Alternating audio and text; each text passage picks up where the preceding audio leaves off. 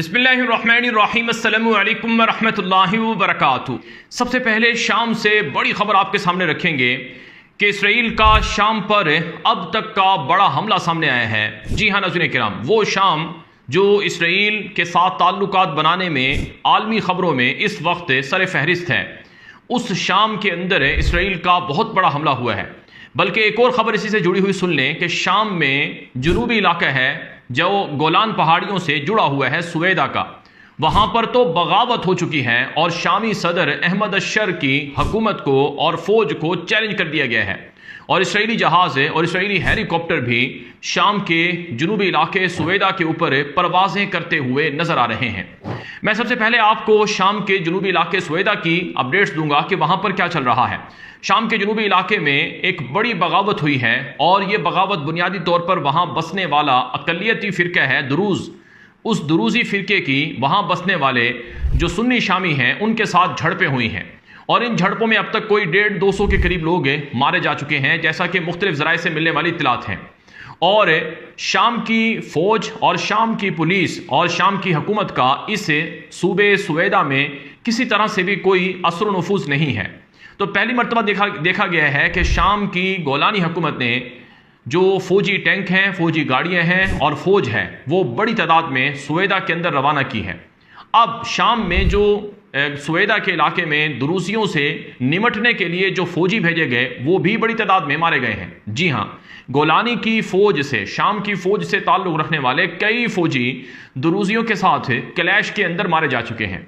अब वहाँ पर हालात बहुत ख़राब हैं, सूरत हाल बहुत पेचीदा हो चुकी है। दुरूसियों ने मदद मांग ली है इसराइल से और अमेरिका से कि आप हमारी मदद करें। दुरूसियों का जो मजहबी पेशवा है, हिकमत उसका नाम है, उसने कहा है कि हम शाम की फ़ौज को और शामी हुकूमत को नहीं मानते हैं, हमारी मदद आलमी फ़ोर्स करे, आलमी फ़ौज करे। ये जो दुरूसी हैं सुवेदा के अंदर, शाम के अंदर रहने वाले, इनके इसराइल के साथ गहरे ताल्लुकात हैं और इन्होंने इसराइल से भी मदद मांगी है। यही वजह है कि इसराइल के जहाज़ और हेलीकॉप्टर इन दुरूसियों की मदद के लिए वहाँ पर बमबारी भी कर रहे हैं और उनकी मदद भी कर रहे हैं। फिर इतलात ये आई हैं कि दुरूसियों के कब्जे से बड़ी तादाद में ऐसा असलहा पकड़ा गया है जो बड़ा हैवी किस्म का असलहा है, ख़तरनाक किस्म का असलहा। यहाँ तक कि हेलीकॉप्टर्स और ड्रोन को गिराने वाले आलात भी दुरूसियों के पास से पकड़े गए हैं। याद रहे, अभी चंद महीने पहले इसराइल ने यह कहा था कि शाम के दुरूसी फ़िरके को हाथ लगाने नहीं देंगे। अगर गोलानी की हुकूमत ने शाम के दुरूसी फ़िरके की किसी भी तरह से लड़ाई करने की कोशिश की या सुवेदा के अंदर अपनी फ़ौजें भेजी तो हम वहाँ पर मुदाखलत करेंगे और शाम की फ़ौज को वहाँ आने नहीं देंगे। अब इसराइल का हदफ क्या है? इसराइल ये चाहता है कि जो शाम में अक़लियती फ़िरके हैं, जैसे दुरूसी हैं, जैसे अलवी हैं, जैसे कुर्द हैं, इनको अपने साथ मिलाकर शाम की तकसीम करे और शाम को मौजूदा हुकूमत को या वो शाम के अंदर जो इस वक्त सूरत हाल है उसको और ज़्यादा मुंतशिर कर दे। तो सूरत हाल बहुत पेचीदा है और हालात कंट्रोल से बाहर हो चुके हैं।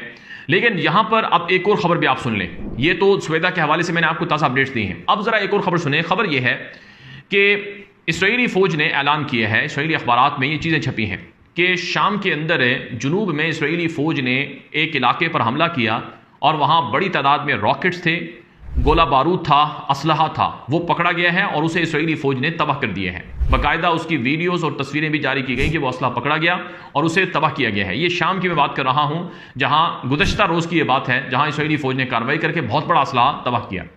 और फिर नाज़रीन किराम, 8 दिसंबर से लेकर अब तक इसराइल ने हज़ारों हमले शाम पर किए हैं और इसराइली फ़ौजें शाम के अंदर चेक पोस्टें बनाकर बैठी हुई हैं और इसराइली फ़ौजें शाम के अंदर मौजूद हैं। इन सब चीज़ों के बावजूद शाम की हुकूमत वो इसराइल से नॉर्मलाइजेशन के लिए बातचीत कर रही है।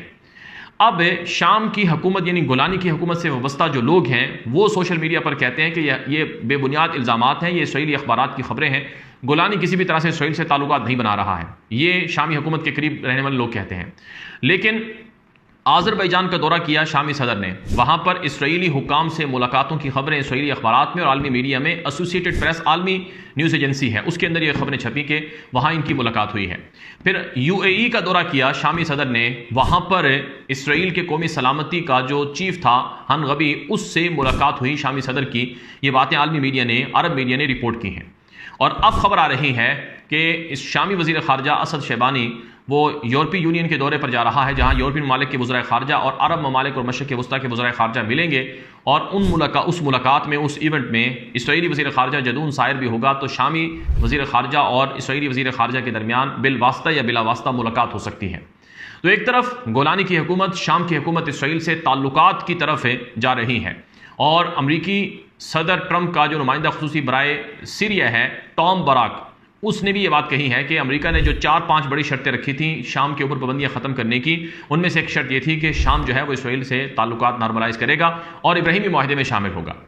तो सवाल ये है कि अगर शाम इसराइल से ताल्लुकात बना रहा है तो फिर शाम के अंदर जो इसराइली कार्रवाइयाँ हैं इस पर उसका रद्द-ए-अमल मुख्तलिफ क्यों है। और फिर कुछ लोगों की तरफ से ये सवाल भी आता है कि अगर वाकई इसराइल और शाम के दरमियान ताल्लुकात बन रहे हैं तो फिर इसराइल दुरूजियों की हिमायत क्यों कर रहा है और शामी फौजी क्यों मारे जा रहे हैं। तो खुलासा ये है कि शाम के अंदर जो कुछ चल रहा है ये इंतशार से खाली नहीं है और वहाँ पर जो कुर्द बागी ग्रुप था कस्त नामी, उसने भी हथियार फेंकने से इनकार कर दिए हैं। तो इसलिए शाम का जो मसला है, कज़िया है, ये बहुत पेचीदा है और कुछ ना कुछ आने वाले दिनों में बड़ा होने जा रहा है शाम के हवाले से। अब ज़रा बात कर लेते हैं, एक बहुत बड़ी खबर है कि इसराइल को तेल और असलहा सप्लाई किया जा रहा है और ये असलहा और तेल की सप्लाई यूरोप और अमेरिका की तरफ से तो है ही, ये मुसलमान मुल्कों की तरफ से भी हो रही है। मेरे पास आज एक खबर आई है और ये एक मुस्तनद खबर है कि आज़रबैजान, जो कि एक बड़ा मुसलमान मुल्क है, 1 करोड़ से ज़्यादा वहाँ की आबादी है और इकॉनमी के लिहाज से बड़ा स्ट्रॉन्ग है, तेल और गैस उसके पास मौजूद है और आज़रबैजान के कई मुसलमान मुल्कों से बड़े गहरे ताल्लुकात हैं, जैसे तुर्की है, जैसे पाकिस्तान है और जैसे अरब स्टेट्स हैं, उनके साथ उनके बड़े गहरे ताल्लुकात हैं। तो आज़रबैजान से जो कार्गो जहाज़ हैं IL-76 के नाम से, वो जहाज़ जो है वो इसराइल के अंदर उतरा है और वहाँ से खाली होकर वापस गया है। अब इस वाले से सोशल मीडिया पर और दीगर ज़राए ब्लॉग पर ये चीज़ें आई हैं कि दरअसल आज़रबैजान ने $10 अरब से ज़ायद का असलहा इसराइल से ख़रीदा था पिछले चंद सालों में खुफिया तौर पर। अब चूंकि इसराइल जंग में है और उसके पास असले की कमी है, तो इसराइल अपना वही असला जो है जो उसको बेचा था आज़रबैजान को, वही असलहा वापस ले रहा है। और बाज़ लोग ये कह रहे हैं कि आज़रबैजान से जो तेल है और तेल से वाबस्ता या कुछ दीगर चीज़ें हैं या खुराक या कुछ और चीज़ें, वो इसराइल के अंदर ट्रांसफ़र हो रही हैं। इसराइली अखबार है हेरिटेज, उसने कुछ अर्सा पहले ये रिपोर्ट्स दी थी कि बहुत ज़्यादा जहाज़ों की आमदोरफ्त आज़रबैजान से इसराइल के लिए हो रही है। याद रहे आज़रबैजान ईरान के बाद शिया कम्युनिटी वाला दूसरा बड़ा मुल्क है, लेकिन आज़रबैजान को एक सेकुलर मुल्क भी समझा जाता है कि वेस्टर्न और मगरबी ताकत के बहुत करीब है और इसका ईरान की तरह मौक़िफ़ नहीं है और ईरान और आज़रबैजान के दरमियान भी बड़े शदीद इख्तिलाफ़ात रहे हैं। बल्कि हालिया जो हमला हुआ था इसराइल का ईरान के ऊपर, उसमें आज़रबैजान के मुलव्वस होने का कहा गया था कि आज़रबैजान ने गद्दारी की है और वहाँ से इसराइली जासूसों ने ड्रोन्स और मुख्तलिफ तरह की चीज़ें ईरान के ऊपर लॉन्च की थी और इस बात की तहकीकात ईरान में चल भी रही हैं। आज़रबैजान इसको डिनाई करता है। फिर हैरान कुन बात यह है कि आज़रबैजान के तुर्की के साथ बड़े गहरे ताल्लुकात हैं। तुर्की और आज़रबैजान बहुत करीब हैं और तुर्की की फ़ौजें आज़रबैजान में रहती हैं और आज़रबैजान की फ़ौज को ट्रेन करती हैं और तुर्की अपने ड्रोन्स और बाकी चीज़ें भी आज़रबैजान को देता है। तो एक ऐसा मुल्क है जो इसराइल से बड़े गहरे ताल्लुकात रखता है और उसी मुल्क के फिर ताल्लुकात हैं तुर्की से और उसी मुल्क के ताल्लुकात हैं फिर पाकिस्तान से।